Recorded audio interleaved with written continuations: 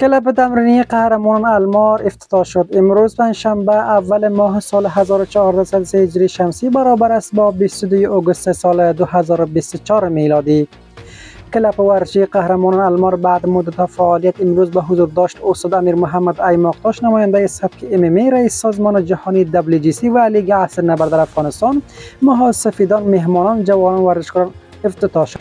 در این گرد همایی ملت ورزش دوست ورزشکار و این روزسالی از افتتاح این کلب ورزش اظهار خرسندی کرده وعده هر گونه همکاری را برای ترینر کلب دادند.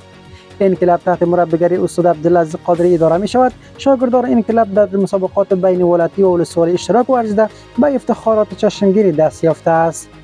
استاد امیر محمد ایماقتاش، نماینده سبک MMA، رئیس سازمان جهانی WGC و لیگ عصر نبرد در افغانستان، از فواید افتتاح کلب ورزشی در یک جامعه یاد کرده میگوید: بسم الله الرحمن الرحیم.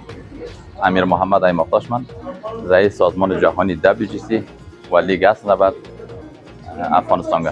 واقعا گپ من صحبت دارم میتونم که ایجاد بو مجتمع ورزشی یا بو کلب ورزشی شو رقم کردیم دروازه در شفاخانه بغلنده، دروازه نیچه قیدون سرا و سکرت فروشی و نسوار فروشی و فسق و فساد بغلنده.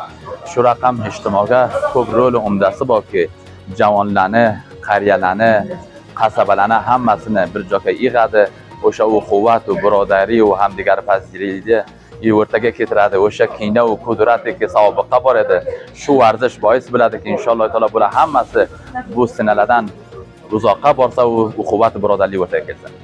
واقعا که من نچقله بلده که فاریاب که مسابقات برگزار قلم من اتفاقا مردم ولسوالی زیبای المار شوندا با شور و با هیجان و با هلهله و با حوصله گلب مسابقات لانه یاغدن کردله.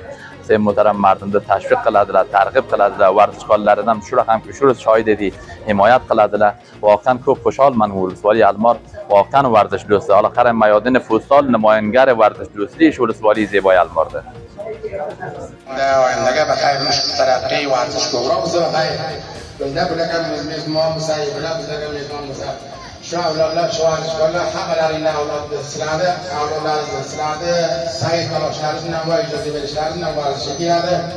ان شاء الله به دستاورد نیک نم با امید خداوند همکاری قسم کمک قسم زحمات مثبت نم خیر دیده شرکت را لید تک تک این زحمت لاینم گذار ولا قدم راجع قدم گرفت